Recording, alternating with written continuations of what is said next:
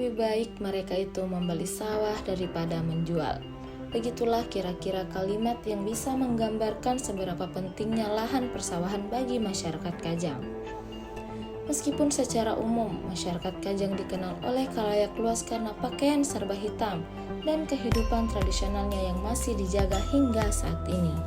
Namun, di sisi lain Kajang juga dikenal masyarakatnya yang didominasi oleh petani.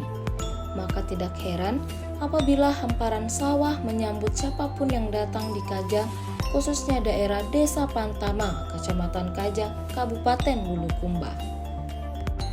Esensi persawahan di Kajang, baik itu ditinjau dari sisi ekonomi dan budayanya, itu diatur oleh pemimpin adat masyarakat Kajang. Hamatoa merupakan gelar pemimpin yang berlaku seumur hidup. Melansir jurnal Tisip Muhammadiyah Sinjai, Hamatoa sejatinya adalah orang yang dituakan serta menjadi suri toladan masyarakat Kajang. Lebih daripada itu, Hamatoa juga berperan mengatur berbagai sektor yang ada di Kajang, mulai dari sektor perikanan, kehutanan, pariwisata, hingga pertanian. Masing-masing sektor tersebut dipimpin oleh seorang menteri yang disebut dengan Galla. Terdapat sebanyak 26 menteri yang mengatur berbagai sektor di Kajang, termasuk pertanian. Menteri yang mengatur sektor pertanian di Kajang disebut dengan Galla Pantama. Saat ini, seorang yang menyandang gelar Galla Pantama di Kajang adalah Kepala Desa Pantama, Kecamatan Kajang, Kabupaten Bulukumba, bernama Syarifuddin. Pria berusia 50 tahun itu berperan sebagai seorang Menteri Pertanian di Kajang dengan mengatur waktu tanam hingga panen di wilayah tersebut.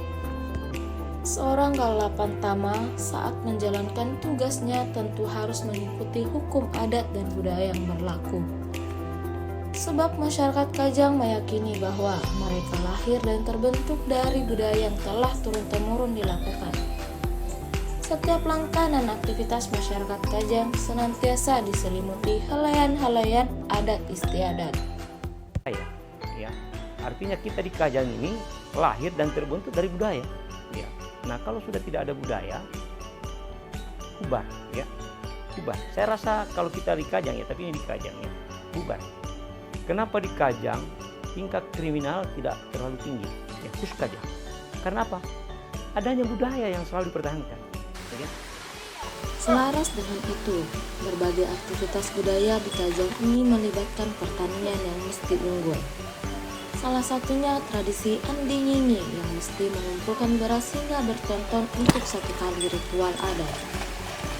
Sebagian tradisi juga memanfaatkan beras yang tidak boleh melewati proses modernisasi, sehingga harus ditanam bahkan ditumbuk sendiri secara tradisional. Maka dari itu, esensi sawah bagi masyarakat Kajang sangatlah penting untuk keberlangsungan tradisi. Sedangkan ritual-ritual yang kita pakai di sini harus beras yang berasal dari dalam wilayah Kajang, tidak boleh impor ekspor dari luar. Makanya memang perlu kita jaga.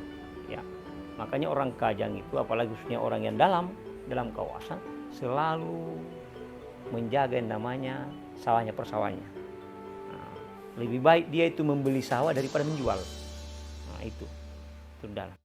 Lebih daripada kepentingan budaya, sawah di Kajang juga berperan penting akan keberlangsungan hidup masyarakatnya.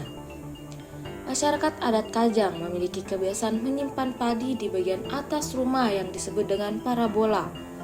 Padi-padi tersebut disimpan sebagai bentuk persiapan agar mereka tidak mengalami kelaparan. Karena sawahnya orang di sini, kalau mau lihat rumahnya itu kecil, tetapi padinya itu di atas sudah bertahun-tahun dia simpan di atas rumahnya, ya, di atas loteng. Orang sini takut kelaparan, ya, takut lapar. Makanya itu gabahnya, padinya disimpan di atas loteng sampai bertahun-tahun. Makanya di sini namanya parabola, ya. Kalau parabola orang kota itu di atas yang menyambung ke televisi, tapi kalau parabolanya orang Kajang itu rumahnya lantai 2, ya. Berdasarkan segelintir esensi sawah tersebut, maka bisa dilihat bahwa masyarakat Kajang sangat menjaga sektor pertaniannya. Disitulah hadir Galla Pantama yang mengatur keseluruhan proses pertanian agar bisa menghasilkan padi yang berkualitas. Apabila mengikuti tradisi terdahulu, seorang Galapantama akan memerintahkan rakyatnya menanam padi di bulan 4 yang sudah memasuki musim hujan sesuai tradisi. Akan tetapi, terkadang cuaca tidak menentu harus menghambat kegiatan pertanian di Kajang. Jadi kalau kita persiapan di sini ya, itu mulai dari persiapan untuk bercocok tani dalam hal ini baik di persawahan. Kita di sini kita tetapkan itu di bulan 4 itu sudah mulai namanya bekerja di sawah ya. Kita sudah mulai karena itu sudah masuk ke musim hujan. Nah, namun terkadang berjalan dengan seiringnya waktu ya. Sekarang ini cuaca terkadang tidak menentu ya. Kadang kita menunggu hujan ya, tapi yang datangnya adalah kemarau. Itu yang terjadi saat ini. Mungkin karena pengaruh globalisasi ya.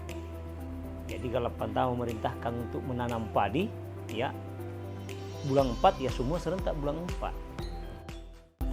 Cuaca yang tidak menentu itu pun membuat budaya menanam padi yang seharusnya dilakukan di bulan 4 mulai diubah mengikuti perubahan iklim. Ditambah lagi peralatan yang mulai modern. Sistem pertanian kita di Kajang yang sesuai dengan budaya dari orang tua kita, dari leluhur kita, bahwa kalau dulu, sekarang ini kan sudah mulai modern ya. Dulu selalu berpatokan kepada Galapantama ya. Dulunya Galapantama bisa mengenali tanda-tanda tertentu untuk menentukan waktu menanam padi. Namun, waktu perubahan iklim yang tidak menentu dan modernisasi alat-alat pertanian mengharuskan Galapantama tidak sepenuhnya lagi mengikuti tradisi. Adapun tradisi berupa ritual-ritual dan pembacaan doa sudah tidak digunakan di sebagian wilayah. Kawasan yang masih menggunakan tradisi dalam pertaniannya yakni Rembang Sepang atau kawasan Ambatoa.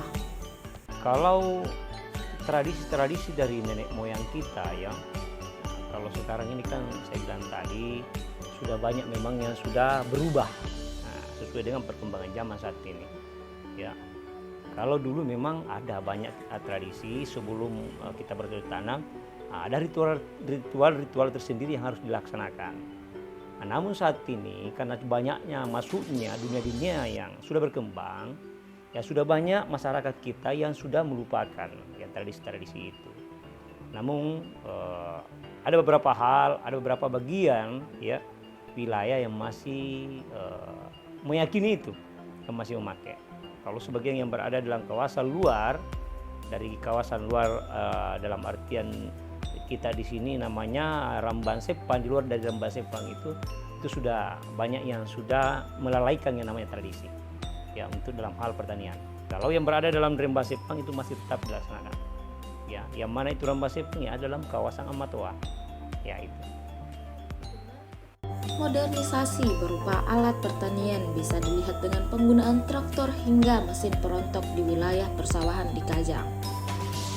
Selain itu, masyarakat Kajang juga sudah menggunakan pupuk kompos maupun kimia demi menghasilkan padi dengan kualitas baik.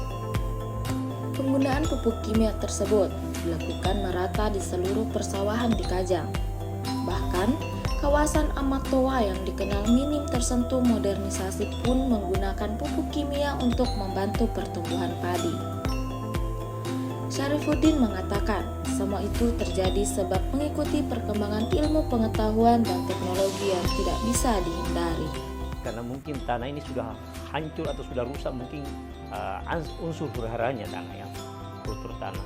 Makanya kalau tidak dipancing dengan pupuk, baik itu pupuk kimia maupun pupuk kompos atau pupuk buatan, ini tidak akan bertumbuh dengan bagus. Masyarakat Kajang saat ini sudah beradaptasi dengan modernisasi demi hasil pertanian yang bagus. Mengingat terdapat budaya, adat, dan ritual lainnya yang membutuhkan kuantitas beras yang banyak. Demi keberlangsungan budaya yang satu, masyarakat Kajang harus meninggalkan budaya lainnya untuk beradaptasi menghadapi modernisasi. Selaku masyarakat, walaupun berada di dalam kawasan adat, ya tetap kita selalu mengikuti arahan-arahan dari pemerintah. Nah, dalam hal ini masih membutuhkan namanya pupuk, ya, baik itu pupuk kimia maupun pupuk kompos. Ya, begitu. Begitu juga dengan kawasan aman. Karena ya itu tadi, kalau tidak dipancing dengan pupuk ini, tanah sudah tidak bisa menghasilkan dengan bagus. Keseluruhan kiat adaptasi itu dilakukan masyarakat Kajang tidak hanya untuk kepentingan budaya. Ketahanan pangan masih menjadi nomor satu, sehingga pertanian khususnya persawahan harus dilestarikan dengan baik. Sebab mempertahankan ketahanan pangan tersebut sama seperti Amatoa menjaga hutannya. Jadi untuk menjaga itu untuk mempertahankan ketahanan pangan ini dalam hal pertanian, bahwa sama halnya kenapa Amma menjaga hutan. Ya, kenapa? Kayu itu menghasilkan air dari daun ini menampung air, akar dan batang menampung air, sedangkan daunnya ini menghasilkan air. Nah, sama ini dengan ketahanan pangan. Kalau kita tidak jaga ketahanan pangan, kita tidak menjaga ketahanan pangan di pertanian kita, bagaimana caranya kita mau hidup, ya?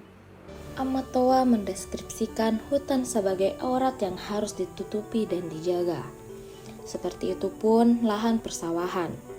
Apabila sawah tidak dijaga dengan baik, maka pertahanan pangan dan keberlangsungan hidup masyarakat Kajang akan terancam.